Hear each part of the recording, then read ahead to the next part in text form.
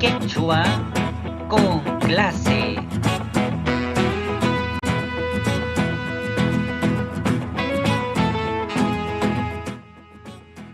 La pronunciación depende del acento. Por ejemplo, tenemos esta palabra que significa árbol. Pero, ¿cómo se pronuncia? Se pronuncia sacha. Es decir, si a esta palabra la dividimos en sílabas, la mayor fuerza de voz recae en su penúltima sílaba. Pero, ¿qué pasa si a esta palabra le agregamos sufijos? Por ejemplo, el sufijo cuna. En ese caso se pronuncia sachacuna. Como vemos, la mayor fuerza de voz continúa recayendo en su penúltima sílaba. Si le agregamos un sufijo más, por ejemplo el sufijo paj, entonces ahora se pronuncia sachacunapaj. Y nuevamente, la mayor fuerza de voz continúa recayendo en su penúltima sílaba. Por lo tanto, sea que la palabra lleve sufijos o no, la mayor fuerza de voz recae en la penúltima sílaba. Esa es una característica de aproximadamente el 98% de las palabras en quechua, es decir, de la gran mayoría. Como se sabe, a este tipo de palabras se les llama graves o llanas. Además, en quechua, ninguna palabra grave o llana se escribe con tilde. En cambio, el otro 2% de palabras siempre se escribe con tilde. Por ejemplo, la palabra ari, que significa sí. Debido a la tilde, es fácil darse cuenta de que la mayor fuerza de voz recae en su última sílaba. Como se sabe, a este tipo de palabras se les llama agudas. Pero, ¿en qué casos aparecen las palabras agudas en el quechua? Veámoslo a continuación.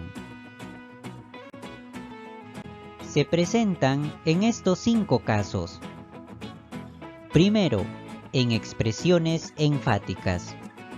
Por ejemplo estas: Ari, Manamá, Huaypayá. Sus traducciones son: sí, verdaderamente no pues, gallina pues. Como vemos, cada una tiene un significado diferente, pero todas coinciden en que la mayor fuerza de voz recae en su última sílaba. Dicha sílaba se caracteriza por llevar el sufijo ori o el sufijo a, pues estos sufijos son los que enfatizan o realzan la importancia de lo que se está expresando. Segundo caso, en expresiones de afecto. Por ejemplo estas: tai tai, paní, aenjoy. Sus traducciones son: mi querido papá, mi querida hermana, mi querido perro. Como vemos, estas palabras también llevan la mayor fuerza de voz en su última sílaba, solo que en este caso su última sílaba se caracteriza por llevar el sufijo ya, el cual puede indicar afecto o también posesión. En estos ejemplos indica afecto, pero si en estos mismos ejemplos trasladáramos la mayor fuerza de voz hacia su penúltima sílaba, entonces se traducirían simplemente como mi papá, mi hermana, mi perro. Es decir, solo expresarían posesión, mas no afecto, y además se escribirían sin tilde.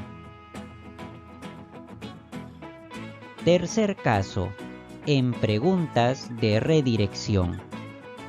Por ejemplo estas: jamja, kunanja, guarmija. Sus traducciones son: ¿y tú?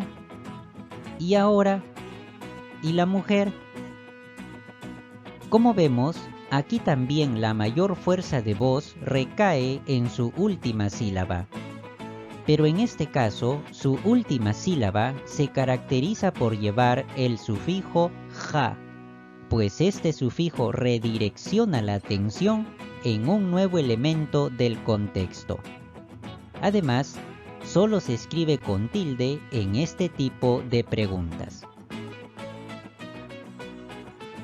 Cuarto caso, en algunas interjecciones. Por ejemplo, estas. Ananao, achachao, añallao. Sus traducciones son: ¡qué dolor! ¡Qué miedo! ¡Qué rico! Aunque cada una tiene un significado distinto, todas llevan la mayor fuerza de voz en su última sílaba. Además, estas palabras expresan por sí mismas una impresión o emoción repentina, sin la necesidad de llevar algún sufijo. Quinto caso, en preguntas de reafirmación. Por ejemplo, estas. Mana, Rinki, Hampatu. En estos ejemplos, la mayor fuerza de voz también recae en su última sílaba, pero la entonación es de forma ascendente. Por lo tanto, la pronunciación de la última sílaba es semiprolongada. Sus traducciones son: ¿no? ¿Irás? ¿Sapo? Este tipo de preguntas surgen para volver a preguntar por algo que se necesita ser reafirmado, ya sea por motivo de incredulidad o simplemente porque no se escuchó el mensaje con claridad. Hasta aquí, hemos visto los casos en los que aparecen las palabras agudas en el quechua. Sin embargo, estos casos ocurren muy pocas veces, pues la gran mayoría de palabras son graves o llanas. En cambio, las esdrújulas y sobreesdrújulas simplemente no existen.